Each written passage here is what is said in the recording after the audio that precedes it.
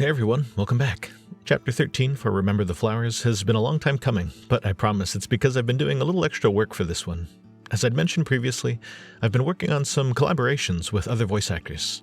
This first one is with a couple of other folks from the RTF Discord. Pink and Canine have talked about some readings that they've done for other stories, as well as how their interpretations of the characters from Remember the Flowers differ from mine. It's been a lot of fun being able to work with others who are just as passionate about getting into this kind of stuff as I am, and I'm eager to see what they eventually come up with in their own productions. For this one, because of the shorter video format I've been promising, it's just Canine, and he actually has just a short cameo that I'll call out on screen. But don't let that fool you. Both of these talented gents have some really impressive range that I'm so excited to share, in both of the next two segments that I'm splitting off for this chapter. If you aren't already subscribed, please do, and you'll know as soon as I've got those up. With that, let's get started in on it. This is part 1 of 3 of Chapter 13 of Remember the Flowers.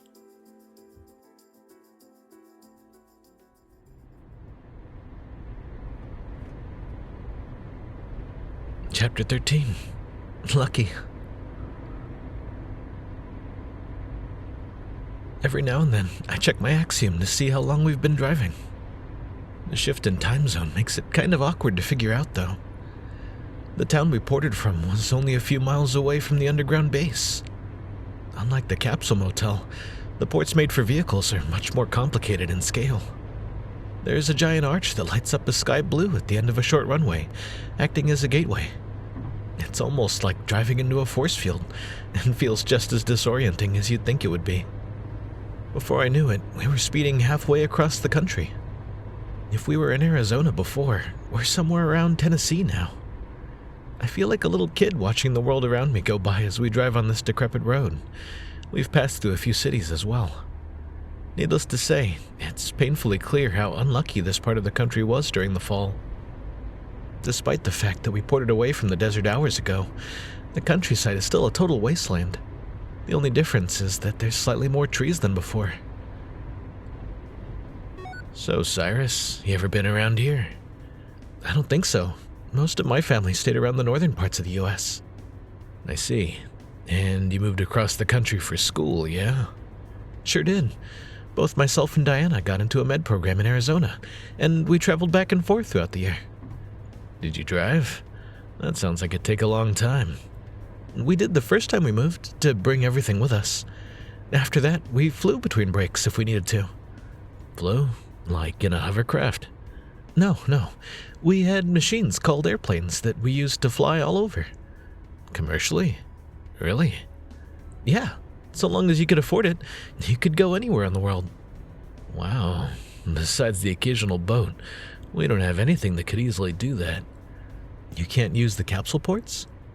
Aaron chimes in.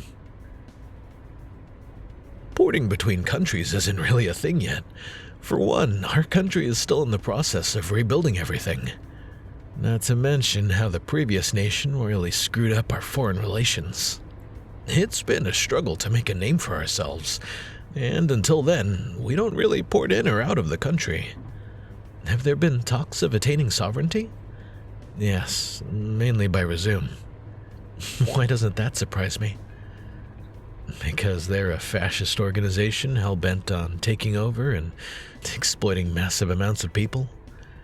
Couldn't have put it better myself. We can only hope that the boss's plans actually pan out. Aaron pauses a moment before continuing. I really shouldn't tell you any of this, though. Don't worry, I will. Titania wants to try to unify the country again and then elect a democratic regime. Silver! What? He's gonna find out anyway. Besides, give Kanto some credit. They couldn't tap into our comms even if they tried. Even so, I don't want to overwhelm Cyrus. I'm feeling pretty good, actually. It makes me happy to be filled in like this. Yes, you're right. Sorry, Cyrus. You don't have to apologize, Aaron. You know I'm very appreciative of how much you look after me. Helps that you're nice to be around. Anyway, while I don't know the exact details, Titania is pretty dedicated to this cause. She's funded the resistance nearly on her own this whole time. Is she a well-known figure? I also don't know about that. I've only met her once, and that was through a video call. She has a serious aura about her that makes it hard not to do what she says. And what about you, Aaron? You've met her in person before, right? Just once as well, when she promoted me to the leader of a squad. I can hear a breathy sigh come from Aaron. You don't have to talk about it if you don't want to. And you call me considerate. I'm fine, don't worry.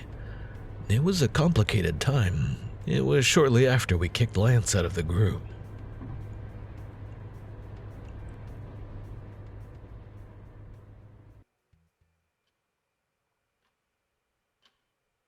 That giant doctor looms over me as I try to sign my release papers. Are you having trouble, sir? Is your arm acting up at all? No, I'm just thinking. I feel awkward holding the pen in my paw. What the hell did Cyrus teach me again? Fuck me. Oh, Mr. Krieger, allow me.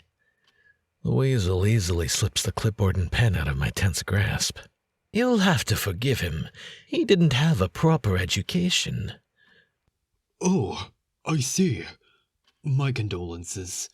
You're all so wonderful taking in those with an unfortunate upbringing. It's what we do. Think nothing of it. And there. I believe that's all you need. Yes, thank you, sir. Please give my regards to the board of directors. But of course. Keep up the good work, Doctor. Can we go now? Impatient, aren't we? I suppose being cooped up for so long will do that to a man. I start tugging on that damned collar he put on me. Just feeling a little claustrophobic. As you should. You'll have to excuse us, Doctor. We really must be going. Understood. Again, thank you for all your hard work and generous support.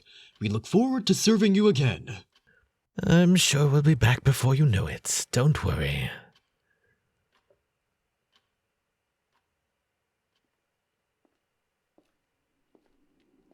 The weasel starts walking and wordlessly gestures for me to follow. With a scoff, I stuff my paws in my pants pockets and do as I'm told. Again. You know, you really do have to work on your public appearance. No one's going to want to work with you with that attitude of yours. That's fine by me. I'll work better solo anyway. I'm sure you're quite experienced in that regard. I start to imagine what the inside of a weasel's neck might taste like.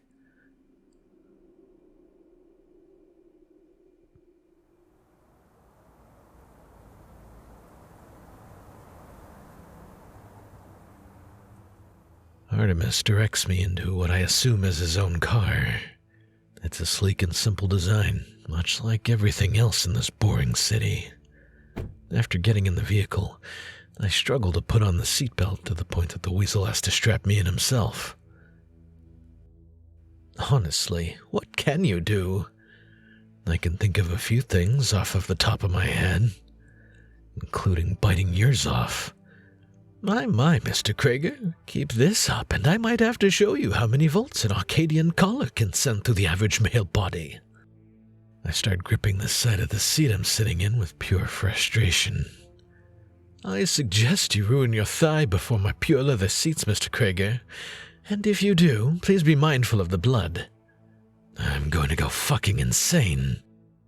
Speaking of another major fuck-up, why don't you give me a little more to work with in regards to your previous employment?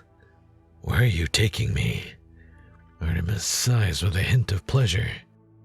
Someone's excited to start working again, aren't we? You're no fun at all. And believe me, boring me will only lead me to trying more entertaining methods to get a conversation going. Seriously, fuck me. All right. What the fuck do you want? My old crew? Honestly, those details can wait. What I want to know is where you used to work. The Resistance. The location, Mr. Krieger. Where is it? He's demanding more than asking. And you know what? Aaron isn't worth this. I'll tell you on the road. Not sure you want to make your way there, though. Artemis chuckles as he starts up the car. See, I knew you could be fun to chat with. I think we'll have a pleasant time together. Lucky me.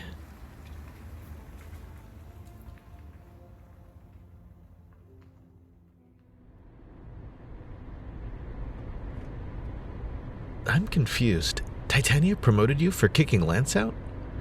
Basically, she said it was because I was able to make on-the-fly decisions, but I don't really buy it. Our squad didn't have a leader for a long while, and because of that, we were dysfunctional and unreliable. Oh, you weren't always the leader? I wasn't. Reggie was. Ah, I see. Are you sure you want to talk about this? I can hear Aaron chuckle through the headset. It's not easy for me to remember, but I assure you I'll be fine. You already know most of what happened anyway. True. What was she like? You know, in person. I only met with her for about 30 minutes. We had paperwork to do and deals to discuss. I'm pretty wary of those in authority. Had to be when I was growing up. But I don't know. At the very least, I think she's fighting for a cause that's worth it. It's worth it to me anyway, so whatever happens, happens. Aaron. Now, don't worry about me. That's my job. I made my choice, along with everyone else. Running away isn't an option. That's very admirable. I appreciate your conviction. I'm thankful to you as well, Cyrus. You're a perfect example that I'm fighting for something that's worth it. You're both so soft. I do have good shampoo and conditioner. I can attest to that.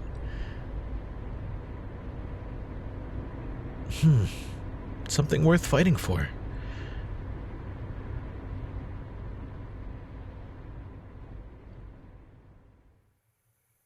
Besides the occasional conversation after that, the next few hours on the road were pretty quiet. Eventually, we start driving off the beaten path for a little while. Silver spotted a small forest we could sleep in tonight. Forest may be an exaggeration, but there's enough trees to give us some cover. Silver says he's going to be gone before we wake up, wanting to get a head start on digging for lodestars.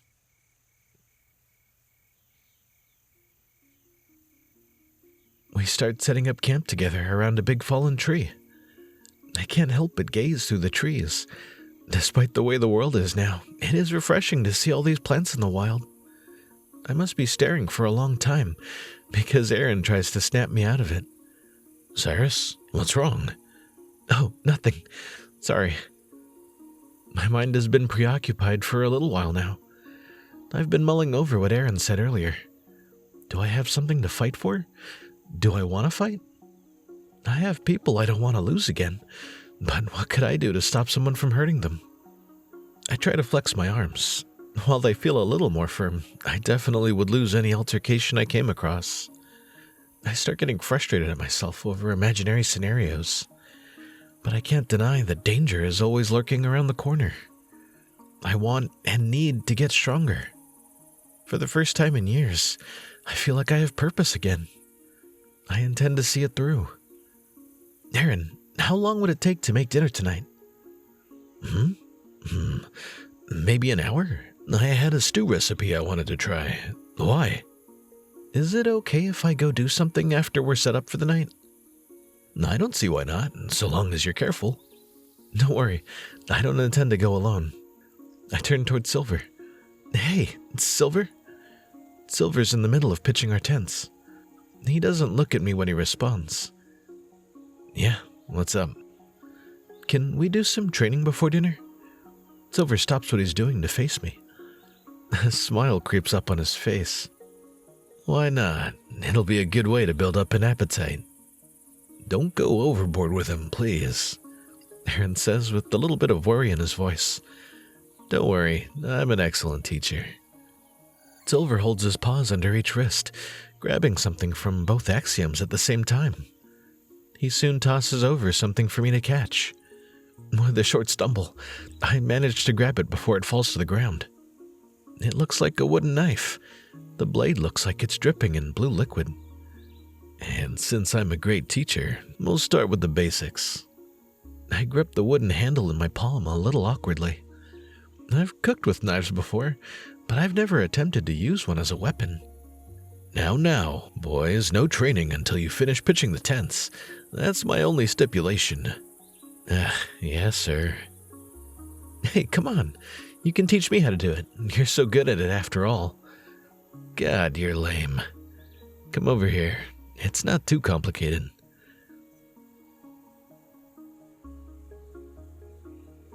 Even though I've been building my stamina up over the past month, it's still quite low. Silver's been teaching me things for barely 15 minutes, and I'm already starting to feel it. After starting with a few pointers, he's been having me try to land a hit on him without much practice. Something about experience being the best way to learn. I can tell he's holding back and moving slower than he normally would, but I still can't land anything. I'm impressed, Cyrus, though you could still stand for improvement. Your stance is looking good, but your execution needs work. While still holding the knife, I put my hands on my knees to take a few breaths. My chest feels a little warm, particularly around my heart.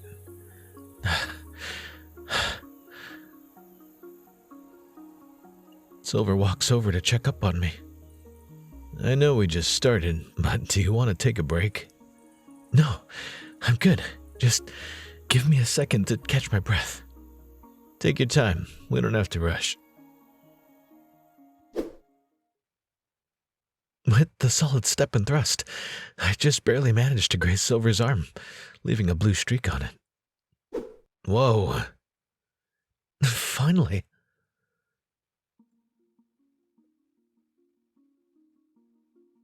Oh, is that how we're doing things, huh? Hey, come on. I'm just thinking like an assassin would. Is that right? How about I show you what that looks like in action? Silver gets into his own stance, holding the knife upside down in his paw. You got good instincts, I'm sure.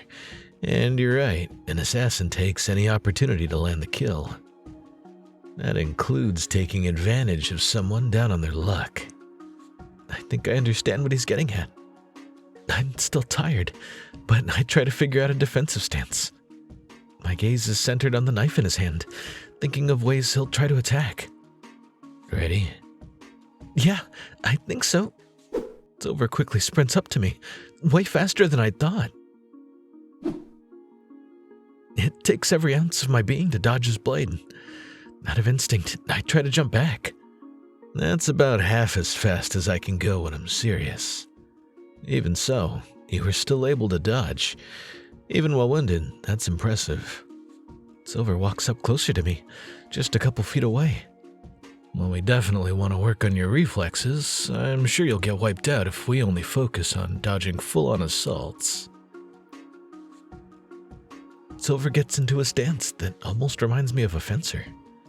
Stand right there, straight up. You can try to strike back if you want, but I want you to try to move back and forth to avoid me. You don't let up, do you? You want to see how good of a teacher I am, don't you? Yeah. I swallow my spit and try to focus on Silver. There's something I want to try. I'm not sure if it'll work. I've never tried it like this before. With one final deep breath, I get into a defensive stance once again. Focus. Focus. Focus.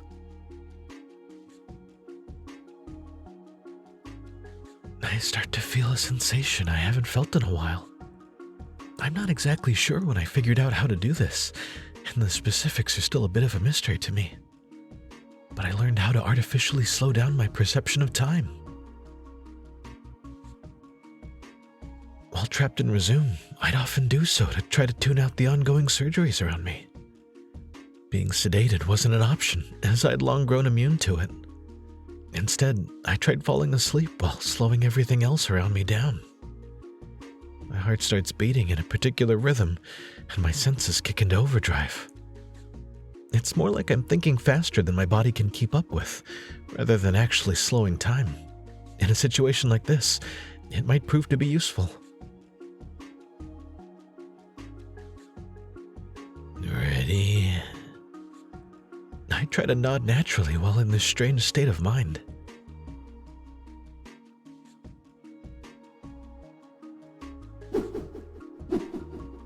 Sure enough, Silver starts his offense. My eyes are the only part of my body that can keep up with my thoughts. I watch his knife as it slowly gets closer and closer. He's aiming for my left side. Moving like this feels like I'm trudging through gelatin. With enough effort, I'm able to force myself to sidestep, although I almost lose my balance. I start to feel dizzy, but it's manageable. I can see surprise slowly creep up on Silver's face before transitioning into focus. Without speaking, he tries again to get me. This time he's going for the center of my chest. I try to jump backwards to gain some distance. I'm slowly getting used to this sensation. Breathing like this is awkward, and I can't tell if I'm taking enough breaths. It's like I have to do it manually.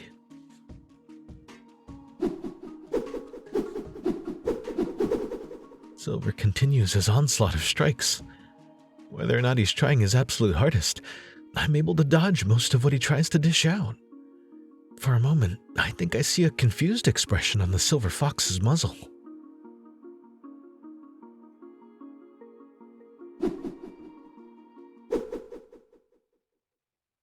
In the end, he does manage to leave a red streak of paint on my right forearm, but that's only because I was just about to give out. I'm panting, and I feel like I could pass out at any second.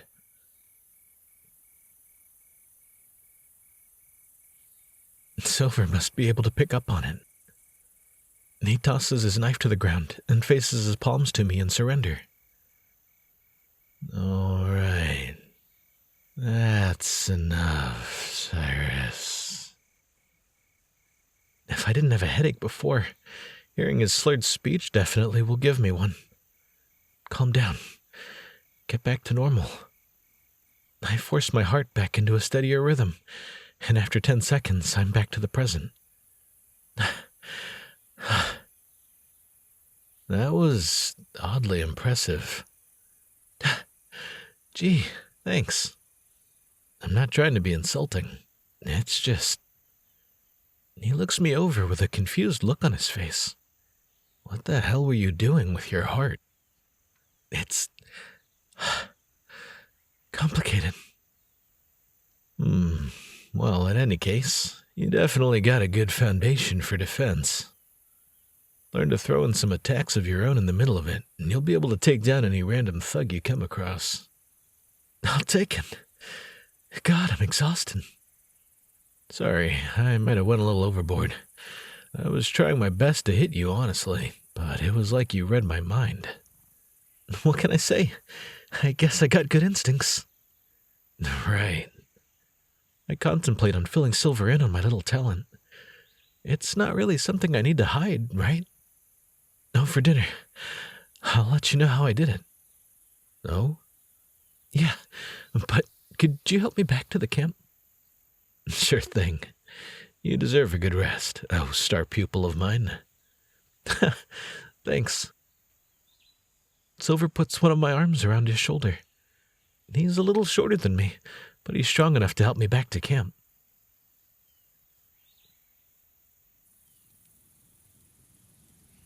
In order to not worry Aaron, though, I try to walk on my own once we get closer.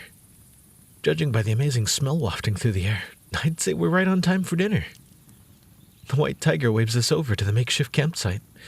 He set out a couple of logs around a campfire he made, which is cooking the pot of stew he mentioned earlier. Evening, fellas. How'd the training go? A lot better than I thought. Silver proudly presents the streak of fur I colored on his arm. Cyrus did that. Did you let him? No, I didn't let him. That would ruin the point. He got me too, to be fair. Only once, though. I didn't want to be too extreme with it. I'm still huffing and puffing too much for my liking. You went overboard, didn't you? Maybe. Who's to say? Aaron chuckles and moves to the side of the log he's sitting on, patting the spare space. You look like you could use some rest. Come here, dinner's almost ready. Can't wait. Without hesitation, I walk over and then plant myself next to him, still panting. Here, have some water, Cyrus. Aaron holds out a small canister. I graciously accept it and start to slowly drink. Thanks, Aaron. I really needed that. Of course, I think it's good that you're working on yourself, but remember to take it easy, all right?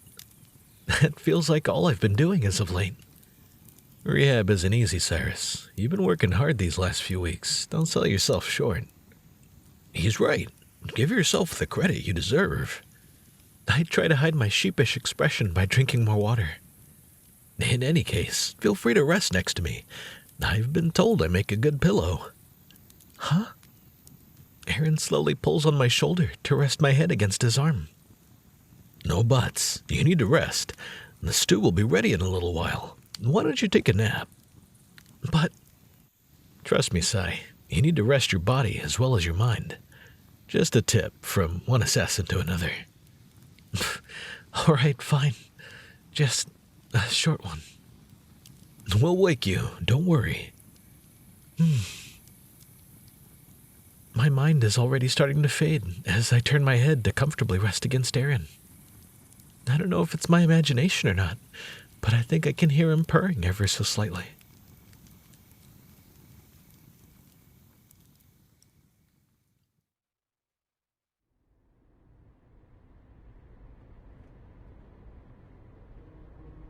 What do you mean we wouldn't want to organize a raid? Do you really think I'm the only one who's left? They've set the bases to be evacuated and explode should someone leak information. That sounds ridiculous to me. I know they're stupid, but not so stupid to waste resources like that. Believe what you want. I don't really care. You should at least try to be a bit more convincing than that. All I'm hearing is an excuse to keep us far away from where your little pals live. I thought information gathering was your forte. Why do you even want to keep me around if you're not going to believe me? That call wasn't up to me. It was up to Dario. I'm sure you're aware of him. I've heard of him, yeah. He's a descendant of Darius something or ever, the guy whose company you sold your soul to. At least I get some kind of profit. You're quite literally in debt to us. Artemis laughs, despite how morbid the situation is. He wants to meet you in person. You should feel honored. Like Darius all those years ago, he seldom makes public appearances. Cool. By the way, where is this base you used to work at? I still find it hard to believe they'd rig what little they have to blow up. I would like to investigate. I sigh, knowing that ignoring his prodding will only lead to more problems. That's tricky. When I was employed, our group was still considered rookie and not to be trusted. They hardly told us anything for a while. That was smart of them. You haven't proven to be very loyal. Are you going to interrupt me every time I try to speak? You know, I just might. Your reactions are quite entertaining. Whatever. My point is that while I worked and lived there, I don't know where it is. We mainly worked in a remote area that they gave us the coordinates to. You could try there, maybe. Was this before or after you had your axiom? What difference does it make? If you used that little brain of yours, you could have just opened a map to pinpoint your location. I laugh. For once, I have an opportunity to look smart. You think they're that stupid? They have frequencies that screw with most Axiom's location functions. Artemis drops his jovial facade and looks quite serious. Is that right? Oh, yeah. Unless you had clearance, they would limit the functions while you're in the main base. That is very good to know. The weasel switches back to his annoyingly sarcastic self soon after, at the drop of a hat. I was worried at first, but it looks like you are good for something after all. Oh yeah? Enlighten me. I've had my suspicions for a while now, but it looks like I'm going to need a personal chat. With? With Dietrich Steiner, the creator of the Axiom. He's always been so proud about his encryption and neutrality policies. What you've just told me leads me to believe they haven't been playing fair with us. I'm sure you're aware of how that makes me feel. See? Selling out your former comrades isn't as hard as you think it is. You're implying I'm gonna get paid for it. We'll just disregard your hospital bills and call it even. How's that sound? Whatever. How much longer do we have to drive? Doesn't Tensia have gates to port us? What's the fun in that? I didn't save up for this car just to barely use it. We'll be there in an hour. I assume there is... Resume, yes. The main location and all. I'm sure with your line of work as of late, you're familiar. I'm gonna take a nap. Wake me when we get there. Sleep well. Maybe when you wake up, your cranky attitude will be gone. Don't count on it. Oh, trust me, I won't.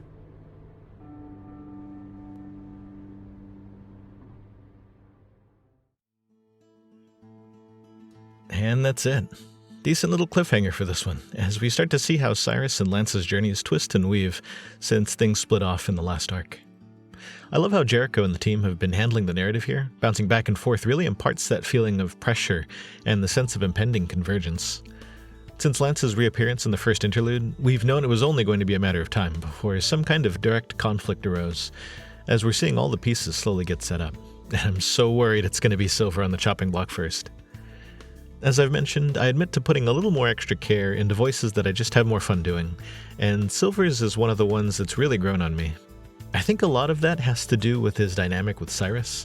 I love seeing that older brother vibe that he has with Cyrus when it's just the two of them, in a way that manages to be totally platonic compared to Aaron. Even though the Fox is just such a handsome guy, if he ends up getting bumped early from the cast list, I'm gonna be so upset. And can we talk about that fight scene between him and Cyrus? Remember the Flowers continually impresses me with how it pushes the envelope in terms of effects and art direction, and the sparring match was a prime example. Just like with Cyrus's breakdown and all the animations on the train from Chapter 5. When here, that remix of Meandering by Anthemix comes on, you just immediately know it's about to go down. The blur effects and the subtle differences in Silver's expressions all come together to create a truly surreal sense of timelessness. It's really worth watching a couple times over. I love when media in general uses temporal and spatial tricks to play with storytelling, and that was honestly the coolest thing I've seen in a while in a visual novel. If anything like that from another VN comes to mind for you, let me know in the comments. I'd love to see what other talented creators have come up with. My goal for the next couple of videos is to quickly get to the second part of this chapter, so you can all hear what I got to do with Pink and K9. After that, I want to finish out the rest of the first build of Unveiling. Blowsy's already got another update up on Patreon, which includes some new sprites and CGs that are all looking really good. Thanks as always to everyone who's been supporting me so far. It always warms my heart to hear how folks are enjoying what I have so much fun doing, and it's really cool to be able to share this adventure with all of you. I'll see you all next time, hopefully sooner than later.